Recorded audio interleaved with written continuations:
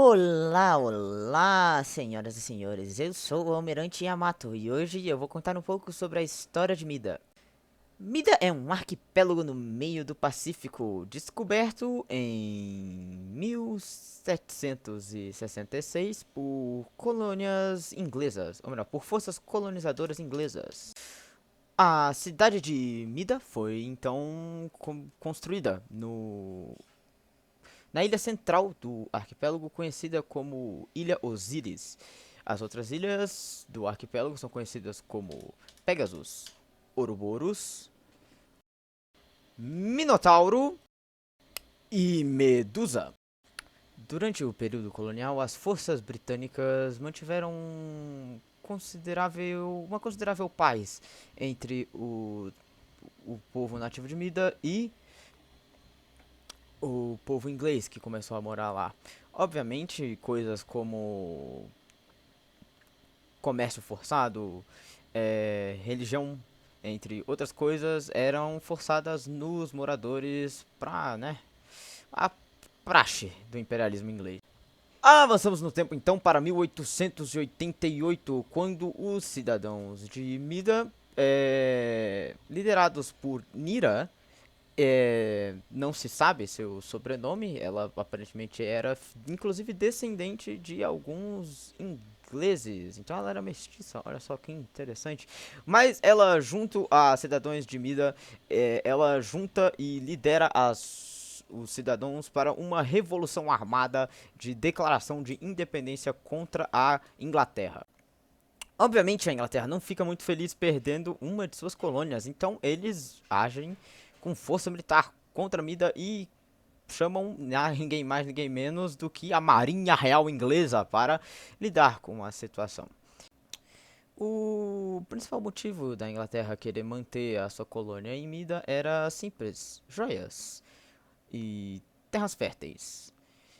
É... A Ilha Osíris é recheada de, por mais que seja consideravelmente pequena, ela é recheada de jazidas de minérios, uma floresta consideravelmente densa na sua parte norte e grandes áreas para plantio de uma especiaria bem. De especiarias que os ingleses gostavam bastante: chás, tabaco, entre frutas tropicais também. Se passam 2 anos de guerra, a Marinha Real Inglesa não consegue nem sequer desembarcar na ilha, na ilha principal de Osiris, pela simples quantidade e brutalidade dos cidadãos de Mida. Dentre eles existiam um grande número de vastaias que, bem, suas habilidades sobre-humanas faziam muito fácil com que elas destruíssem os navios ingleses antes mesmo deles chegarem na praia. Então, graças às habilidades sobrenaturais dos cidadãos de Mida, a Marinha Real Inglesa é praticamente forçada a uma rendição. Então, forçados a desistir, o reino inglês decide, bem, assinar um tratado de paz que ficou conhecido como o Tratado de Independência do Arquipélago de Mida. Sei, bem criativo, né? Bem, mas o tratado é assinado e assim é declarada a independência do arquipélago. Mida então vive pacificamente pelos próximos anos, pelas próximas décadas, e eles começam a crescer consideravelmente sua economia, tendo em vista que os ingleses, por mais que eles tenham perdido a guerra e parcialmente odiarem um pouco o pessoal de Mida, eles eram forçados a fazer comércio com Mida, porque eles precisavam dos recursos naturais de lá, ou melhor, dos recursos preciosos de lá, para conseguir fazer seus comércios em lugares como Índia, China e Japão. E, bem, como agora Mida não era mais uma colônia inglesa, eles não tinham esses recursos de graça, eles eram agora obrigados a pagar por esses recursos. Então, bem, Mida saiu ganhando rápido nesse mercado. Vamos pular um pouco no tempo. Vamos para 1941. Quando, bem, acontece Pearl Harbor. O Império Japonês, em sua política de expansão pelo Pacífico Sul, decide atacar seu inimigo mais perigoso, os Estados Unidos. E assim começa a guerra no Pacífico. Mida, então, não sendo boba nem nada e tendo alguma experiência de guerra, decide criar a então diminuta Esquadra Naval de Mida.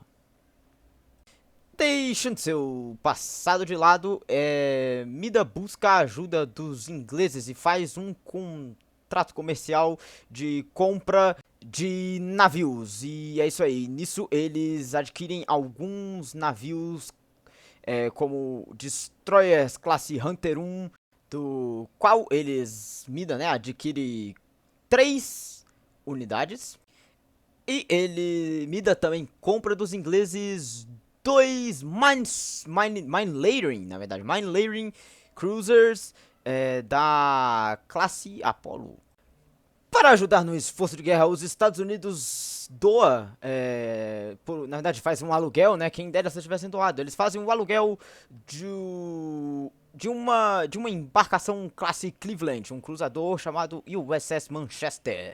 E nas cláusulas do contrato, o pagamento que os ingleses quiseram era consideravelmente alto. Então, a Mida fez uma contraproposta pedindo um esquadrão de 15 Swordfish, que é esse avião torpedeiro aí. Tirando isso, os ingleses teriam que ajudar a reformar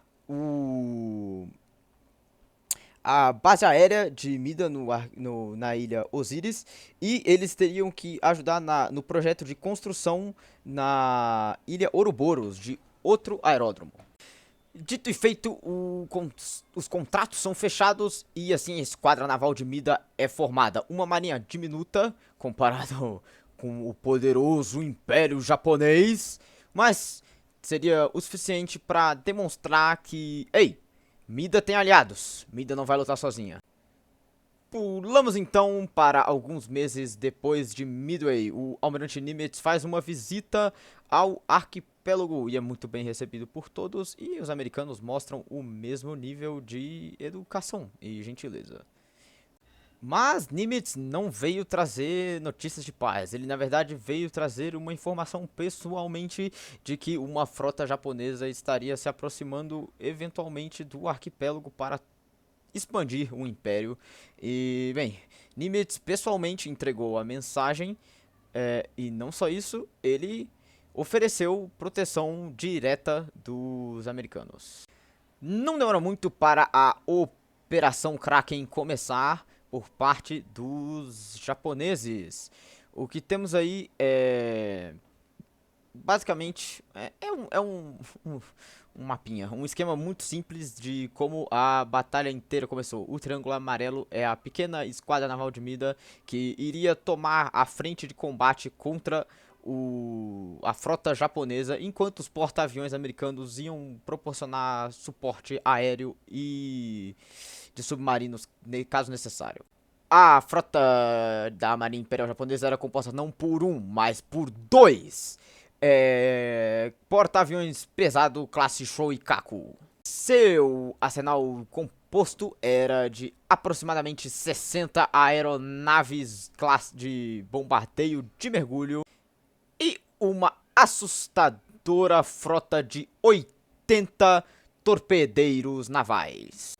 Sua frota de escolta possuía 3 cruzadores pesados classe Tackle, incluindo a própria IJN Tackle e a IJN Atago, além de navios de suporte e reabastecimento e uma considerável, na verdade, frota de invasão de aproximadamente 3.500 homens. Nós temos os destroyers de apoio e assalto classe Fubuki, e nós temos 5 deles escoltando os 2 porta-aviões. A frota de invasão japonesa era então composta por aproximadamente 25 embarcações, desde porta-aviões e, bem, tudo que eu falei até agora, né? Porém, os reforços americanos já estavam à espera dos japoneses. Os reforços americanos que são compostos por USS Saratoga e a lendária USS Enterprise. Os americanos, querendo conquistar rapidamente superioridade aérea e com os diminutos aeródromos de Mida, eles usam a potente arma, o F-6F Hellcat, o mais novo caça embarcado da frota americana, que era capaz de, com o perdão da palavra, assim, sem querer humilhar o caça-zero, mas ele destroçava o Zero. Então, os aviões japoneses não iam ter chance contra o Hellcat. 25 aeronaves Hellcat então decolam de seus respectivos porta-aviões e começam uma escolta acima do arquipélago de Mida buscando o inimigo. Então, a tão esperada hora chega, a força imperial japonesa começa seu ataque sobre a ilha principal de Mida, o arquipélago de Mida, Osiris.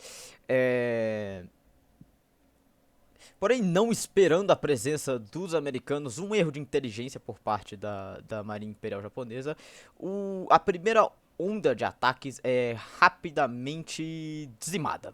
E 15 aeronaves são abatidas. Com uma impressionante taxa de vitória de 5 para meio, os Hellcats americanos derrubam todas as aeronaves japonesas, das quais apenas 2 dos bombardeiros de mergulho retornam. Já os bombardeiros torpedeiros tinham ficado em seus porta-aviões e agora, sabendo da presença dos americanos, eles decolariam para tentar interceptar os porta-aviões americanos na área. Porém, é exatamente nessa hora que a Esquadra Naval de Mida decide atacar e recebe a bandeira verde para atacar. O esquadrão de Swordfish, que pelo tempo aumentou de uma diminuta força aérea para impressionantes números de 55 aeronaves.